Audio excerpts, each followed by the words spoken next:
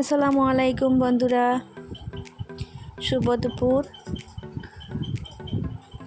আপনারা সবাই ভালো আছেননি? আমিও আল্লাহর রহমতে ভালোই আছি।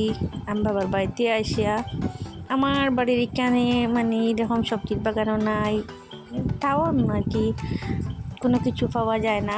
এইখানে বাড়িতে সবজির বাগান থেকে আমি কত কিছু সব শাক তুললাম। এটা আমি আর মিষ্টি লাউর পাতা। আজকে সবজি বাগান থেকে 5 রকমের শাক তুললাম। একটা হাসিয়ার শাক কই, আর একটা কুদমানিকের পাতা, আর লাইট শাক আর কি অত সময় কষলা আর গিটা বেশি পড়ে ছোটো ছোটো গাছ এখন নতুন মাটিতে ফুটিছে। তো এই শাকটা তুলছে কি 4-5 রকমের শাক তুলছি। মহা মাছ দিয়ে রানবার লাগে না, আর এদিকে আলুও রানু। তো আমার ঘরে আমার বাইন তারা কিছু শাক কম খায়। তো এদিকে আলু রাঁধিছে কি দুইটাও জিনিস আজকে দুপুরে রাঁধিব। আমার মা অন্য খামা লাগিয়েছেন যা। তো আমি আজকে আমি রান্না বাড়া করি। এখানে আমি আলু চিকন চিকন করে কেটে মহা মাছ দিয়ে রাঁধিব, আর এদিকে শাক রান্না করবো মহা মাছ দিয়া। তো আজকে আমার রান্নার পদ্ধতিটা দেখবা, কীরকম রান্ধি, আর স্কিপ করবা না, পুরা ভিডিওটা দেখবা। তো দেখলে বুঝবা আমি কীরকম রান্ধি। আর আপনারা এরকম রান্ধিয়া খাইনি, একবার খাইয়া দেখবা, বাসায় ট্রাই করবা।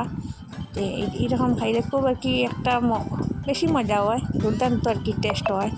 তো একবার খাইয়া দেখবা আপনারা। আমি দেখো আমি আলু কাঁচামরিচ আর একটা টমেটো দিয়ে দিছি, টমেটোটা বলি গেছিলাম, পরে একটা কাটিয়ে দিছি, আর পেঁয়াজ রসুন একসঙ্গে কাট দিয়ে আর ইঞ্জিন তেল দিয়ে আমি খুব ভালো করে আর দিই মাখামাখি হরমো দেখবাই।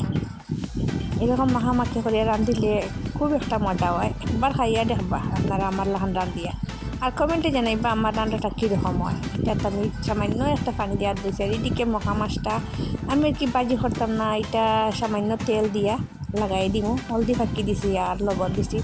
এদিকে আমি আগুন দিয়া কড়াইটা বয়াই দিলাম, এবার সামান্য একটা তেল দিব।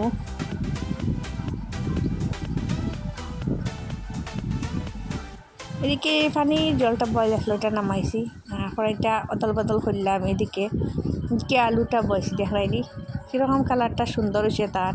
এটা খাইতেও খুব মজা। এদিকে আমি তেলটা দিয়ে দিলাম মহা মাছটা লাগাইবার লাগি। বাজি হইলে কি আমার ভালো লাগে না, বুঝে যায় কীরকম গন্ধ করে। তো আমি লাগাইয়া মাছটা তরকারি দিয়ে খাই বেশি।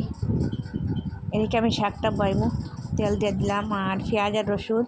আজকে পেঁয়াজ আর রসুন বাটিছি না, ছোটো ছোটো করে চিকন চিকন করে কেটে একসঙ্গে বসি। শাকও আমি কাঁচামরিচ পেঁয়াজ রসুন দিছি। এইটা আমি তেলে বাজি করি আর নাড়াচাড়া করি। আর পেঁয়াজটা পুরোভাবে লালটি হইলে না, আমি লালটি হওয়ার পরে তারপরে মশলা দিব। এদিকে আমি আলুটাত মাছ দিয়ে দিলাম, মাছটা দিয়া পানি দিয়া দিব, পানি দিয়ে আর কি এটা ডাকনা দিয়ে গুঁড়ি দিব। আমার এই রান্না আমার খুব মজা লাগে, মহা মাছটি চিকন চিকন করে আলু দিয়া। এদিকে আমি শাকে হলদি ফাঁকি আর মরিচ গুঁড়া দিয়া দিব। এরকম মরিচ গুঁড়া, এটা মরিচ গুঁড়া বেশি জাল আমি সামান্য দিছি। আপনারা কীরকম খাইন আপনার মতো রান্ধিয়া খাইবা। আর কি 5 রকমের শাক রান্ধিয়া খাইতে আলাদা একটা মজা পাওয়া যায় আর কি। আর তার উপরে দিয়ে দিয়েছি মহা মাছটা, আরও খুব একটা মজা হবে। এদিকে আলুটাও পুরা সিদ্ধ হয়ে আসছে, আর কাছাকাছি গেছে গা, একদম ওই গেছে গাও। এদিকে আমি এটা যখন এখন শাকটা দিয়ে দেখুন শাকটার কালার খুব একটা সুন্দর। আমার কাঁচা খাইলে বা জানা হয় এরকম আর কি দেখিয়া। আর যেটা সে সময় আমি মশলাটা দিছি, এটা আর কি একটা গন্ধ বাড়িছে আর কি, খুব একটা মজার গন্ধ বাড়িছে। এরকম আপনারা খাইয়া দেখো আমার আলুটা পুরাভাবে ওই গেছে গা। আজকে আমার বাবা আইবা খাইয়া খাইয়া দেখবা কী পরিমাণ মজা হয়েছে। আমার বাবা আমার এটা কীরকম রান্না রাঁধিলে অত যেন মজা হয়েছে। আমি আগে কই দিয়ার মজা হয়েছে, কিন্তু রান্না দেখিয়া হইয়ার মজা হয়েছে। এটা আমার শাকটাও একরকম হয়ে গেছে, সামান্য একটা পানি দিয়ে দিলাম। শাকও বেশি পানি দিতাম না আর কি, তলসিরা করে রাখবো। আজকের আমার এই রান্নাটা যদি আপনার ভালো লাগে, একটা কমেন্ট শেয়ার করবা, আর নতুন হলে পাশে থাকবা, একটা সাবস্ক্রাইব দিবা। আল্লাহ হাফিজ।